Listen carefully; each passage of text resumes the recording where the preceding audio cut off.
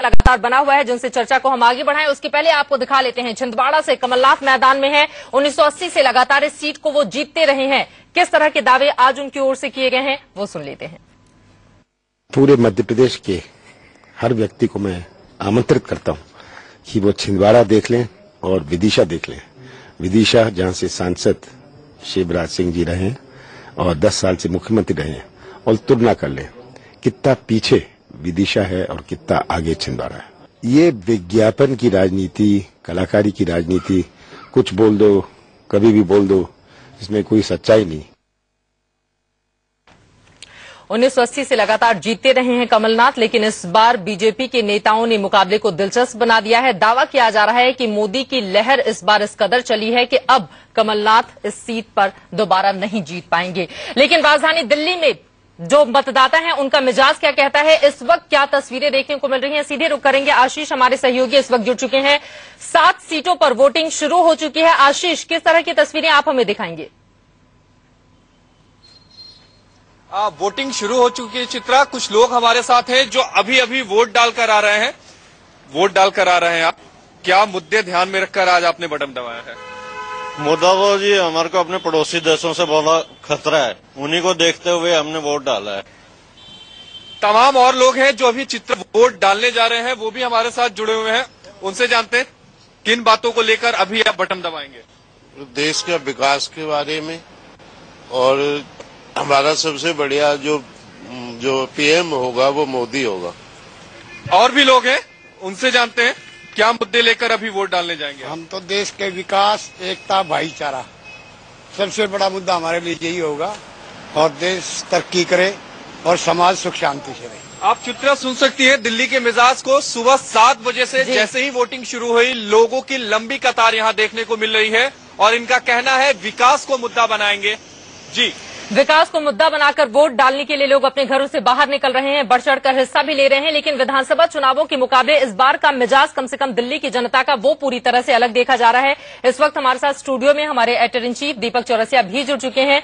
दीपक जी, आज के मतदान को किस तरह से देखा जाए, और सवाल सबसे बड़ा यही है, विधानसभा चुनावों के मुकाबले इस बार मतदाता का मिजाज पूरी तरह से बदला हुआ है। जी हाँ, बिल्कुल बदला हुआ है। और अगर इन 91 सीटों को देखा जाए तो ये सीटें पूरी तरह से निर्णायक साबित होंगी, क्योंकि पिछली बार 50 से ज्यादा सीटें यूपीए के पास थी, और इन 50 से ज्यादा सीटों ने यूपीए को एक निर्णायक बढ़त दिलाई थी। इसीलिए अगर इन सीटों पर जो भी काबिज होगा वो आगे चलकर एक बहुत बड़ी लीड लेने वाला है। इसीलिए सीटें बहुत महत्वपूर्ण साबित होंगी। वैसे ही कहा जाता है, जो दिल्ली पर अपना परचम लहराता है वो दिल्ली यानी प्रधानमंत्री पद पर भी अपना परचम लहराता है। तो इन दोनों को अगर देखा जाए तो इस लिहाज से ये वोटिंग, ये पोलिंग आज की बेहद महत्वपूर्ण हो गई है। बिल्कुल, ये पोलिंग बहुत महत्वपूर्ण हो गई है। बार बार इंडिया न्यूज आपसे ये अपील भी कर रहा है कि आप अपने घरों से बाहर निकलें और इस मतदान में बढ़ चढ़कर हिस्सा लें। लेकिन उम्मीद आपको किस तरह की नजर आती है, प्रवीण जी? देखिए, मैं तो पूर्णतः कॉन्फिडेंट हूं इस राउंड में। जैसा अभी दीपक जी ने कहा कि कांग्रेस के पास आज 91 में से 50 के लगभग सीटें हैं यूपीए के पास, और ये स्थिति बिल्कुल पलट होने वाली है। और मेरा पूर्ण विश्वास है कि इस राउंड में अप्रत्याशित नतीजे होंगे। देश में भ्रष्टाचार के प्रतीक 2 मंत्री लुढ़केंगे। छिंदवाड़ा का ये जो एक भ्रम बना हुआ है पिछले 9 इलेक्शन से, वो भी टूटेगा। एक और बड़ा तिलस्म होगा। दिल्ली में भी कांग्रेस के संदीप दीक्षित, जयप्रकाश अग्रवाल जैसे लोगों की इज्जत दांव पे है, और वो सब लोग इस बार मुझे ऐसा लगता है हारेंगे।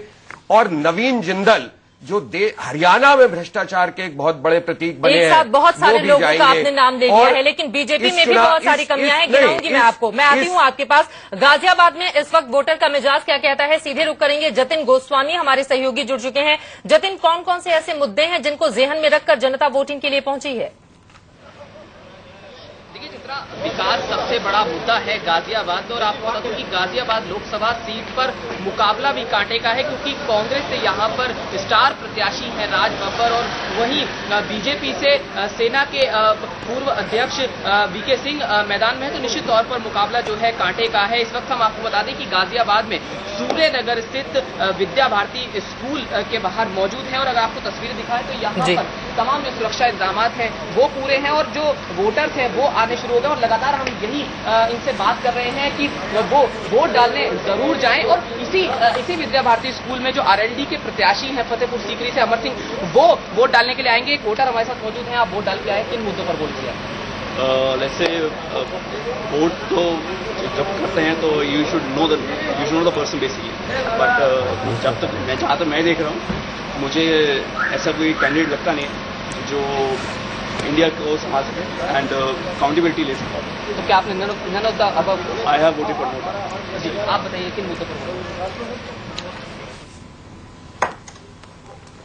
जतिन के पास दोबारा हम रुक करेंगे। गाजियाबाद में इस वक्त वोटर का मिजाज क्या कहता है वो आपने सुना है। विकास ऐसा मुद्दा है जिसको ध्यान में रखकर खासतौर से रोजगार जिसको देखते हुए युवा वोट करने के लिए पहुंच रहा है। लेकिन इस वक्त हम सीधे रुक करेंगे लोधी रोड का, जहां से मिथिलेश हमारे सहयोगी जुड़ चुके हैं। मिथिलेश, आप अपने आसपास क्या देख रहे हैं? चित्रा, ये हाई प्रोफाइल मतदान केंद्र है। यहाँ प्रियंका गांधी, रॉबर्ट वाड्रा वोटर हैं। जाहिर है यहाँ का मिजाज भी कुछ ऐसा ही है। वोटरों ने पहुंचना शुरू नहीं किया है, लेकिन सुरक्षा के तामझाम शुरू हो गए हैं। दरअसल रॉबर्ट वाड्रा निकले हैं अभी गोल्फ खेलने के लिए नोएडा, वहां से लौटकर 10 बजे के आसपास पहुंचेंगे। इसके बाद वो अपनी पत्नी प्रियंका वाड्रा के संग पहुंचेंगे वोट डालने।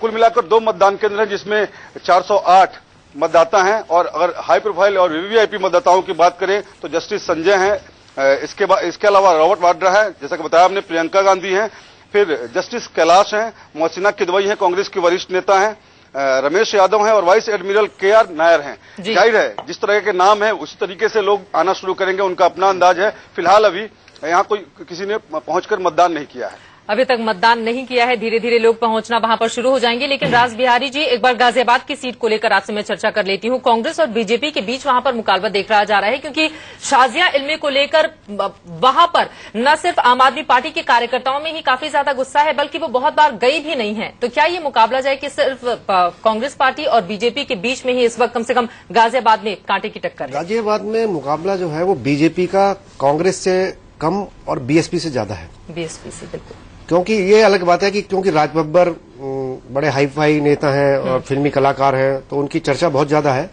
इसी तरह से साजिया इल्मी की चर्चा बहुत ज्यादा है। तो गाजियाबाद से मुकुल उपाध्याय, जो रामवीर उपाध्याय के छोटे भाई हैं, उनको बीएसपी ने बहुत पहले ही उम्मीदवार घोषित कर दिया था और वो लगातार अपना प्रचार भी वो कर रहे थे कि गाजियाबाद का नया अध्याय मुकुल उपाध्याय। लेकिन जनरल, क्योंकि पूरे देश की स्थिति इस वक्त जो है, खास तौर पे जब उत्तर भारत की बात करते हैं जी, तो स्थिति एकदम बदली हुई है। और क्योंकि राजनाथ सिंह यहाँ से एमपी रहे हैं, तो राजनाथ सिंह के छोड़ने के बाद में कौन होगा, इसको लेकर बड़ी बीजेपी माथापच्ची रही है। आखिर में जनरल बीके सिंह को लाए।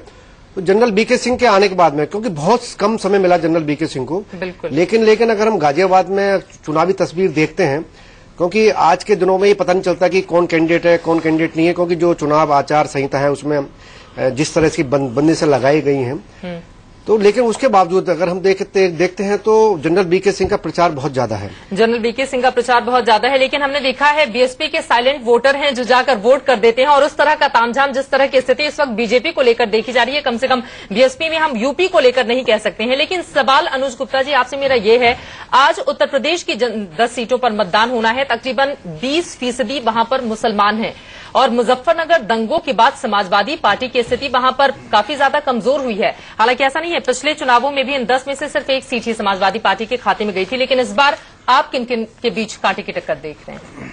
देखिए, आज जो मतदान हो रहे हैं पूरे हिंदुस्तान में, जो 91 सीटें हैं, उसका एक विश्लेषण छोटा 2-3 पंक्तियों में पहले कर देता हूं। बस्तर के इर्द गिर्द नक्सल प्रभावित क्षेत्रों में, यानी विदर्भ, महाकौशल, थोड़ा ऊपर विंध्याचल और बिहार और झारखंड, उड़ीसा, ये, और दूसरा दिल्ली एनसीआर, यहां से लेके चंडीगढ़, यमुना के दोनों तरफ, और यमुना के एक तरफ पूर्वी क्षेत्र पर जो उत्तर प्रदेश की सीटें हैं, वो पश्चिमी उत्तर प्रदेश की, वहां पर साहब अपनी बात पूरी करें उसके पहले ये तस्वीर जरा हम दिखा दें। मुजफ्फरनगर, उत्तर प्रदेश के मुजफ्फरनगर की ये तस्वीर हम आपको दिखा रहे हैं। आपको बता दें कि जाट नेता यहां पर काफी ज्यादा महत्वपूर्ण, संजीव बालियान जिनको उतारा गया है, जाट नेता है बीजेपी की ओर से। इसके अलावा समाजवादी पार्टी की ओर से वीरेंद्र सिंह मैदान में है, बीएसपी की ओर से कादिर राणा जो कि मौजूदा एमपी भी हैं। इसके अलावा कांग्रेस पार्टी की ओर से पंकज अग्रवाल मैदान में है।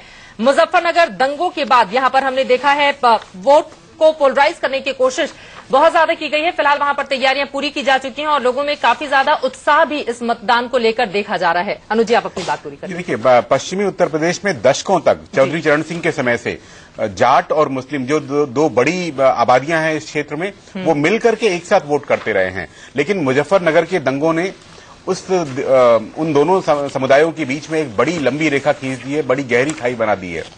पिछले लोकसभा चुनाव में इन 10 में से 5 सीटें यहां बहुजन समाज पार्टी के पास थी। इसलिए बसपा और भाजपा, उनके बीच सीधी टक्कर इस चरण में होनी है उत्तर प्रदेश के अंदर।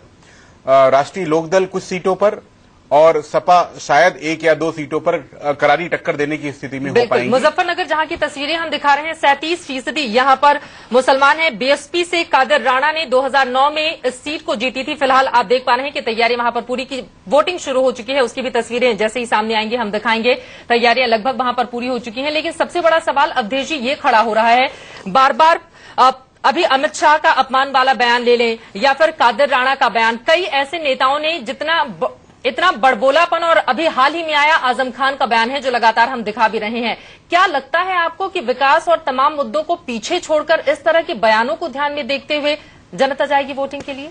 निश्चित रूप से जाएगी। देखो, हमारे देश में भावनाएं जो है सबसे प्रबल रूप से राजनीति में और मतदान में भूमिका निभाती है। और भावनाओं का अर्थ यह है नहीं कि हम विकास से बिल्कुल अलग हो जाते हैं। जैसे नरेंद्र मोदी विकास के प्रतीक बन के आपको सामने आ रहे हैं। उनके व्यक्ति कह रहे हैं कि जाके बटन दबाओ अगर तुमको अपमान का बदला लेना है जी। और इस समय जो माहौल है पश्चिम उत्तर प्रदेश में, उसको अगर देखोगे तो भले ही हमको आपको सुनने में अच्छा नहीं लग रहा होगा, लेकिन उनके चुनाव की दृष्टि से ये एक बेहतर रणनीति है कि आपने ये चुनाव की दृष्टि से ये एक बेहतर रणनीति है कि आपने ये आह्वान किया है। और इसी को देखते हुए जो आजम खान का बयान है, दरअसल इसी को देखते हुए कि एक पक्षीय ध्रुवीकरण मुसलमानों का नहीं हो, अगर हिंदू एक पक्ष उधर जा रहा है तो कम से कम मुसलमानों का एक पक्षीय ध्रुवीकरण हो। उन्होंने 2 कदम आगे जाकर के सब बातें की हैं। यद्यपि भारतीय राजनीति में इस प्रकार से जो सोच और बयानों की गिरावट है वो चिंताजनक है, लेकिन ये मान लीजिए कि इन बयानों के आधार पर मनोविज्ञान बदलता है। मैं आती हूँ आपके पास। रीता बहुगुणा जोशी इस वक्त हमारे साथ जुड़ चुकी हैं, कांग्रेस पार्टी की नेता। रीता जी, आपको किस तरह की उम्मीदें हैं आज जिन जिन सीटों पर वोटिंग हो रही है वहां पर? नहीं, बहुत ही अच्छे लोकतांत्रिक तरीके से चुनाव हो रहे हैं, लेकिन जिस तरह से भारतीय जनता पार्टी इसको कम्युनल इलेक्शन बनाना चाहती है और जिस तरह से उनके लोग बयान दे रहे हैं और कहीं न कहीं ध्रुवीकरण करने का पूरे देश में कोशिश हो रही है, तो खुशी है कि जो हमारे पास खबरें आ रही हैं उसमें जनता बिल्कुल ध्रुवीकरण के पक्ष में नहीं है और वो खुले मन से अपना मतदान कर रही है। और जनता में होना भी ऐसे ही चाहिए। और मैं चाहूंगी कि अभी आने वाले जो चरण है वो और भी ज्यादा व्यापक होते जाएंगे, बड़े होते जाएंगे। तो राजनीतिक दलों को थोड़ा सा बहुत समझ कर और बहुत ही कायदे से लोकतांत्रिक तरीके से चुनाव लड़ना चाहिए। चलिए, बहुत शुक्रिया रीता बहुगुणा जोशी जी। और इसी बात को अगर इमरान मसूद को कांग्रेस पार्टी समझाती तो भी ज्यादा बेहतर होता। फिलहाल एक छोटे से ब्रेक का वक्त हो चला है, लेकिन एक बार फिर से आप सभी से यही निवेदन है कि आज जिन जिन इलाकों में वोटिंग हो रही है, अगर आप वहां पर रहते हैं, मतदाता हैं, तो आप अपने मताधिकार का प्रयोग जरूर करें। लौटते हैं जल्द।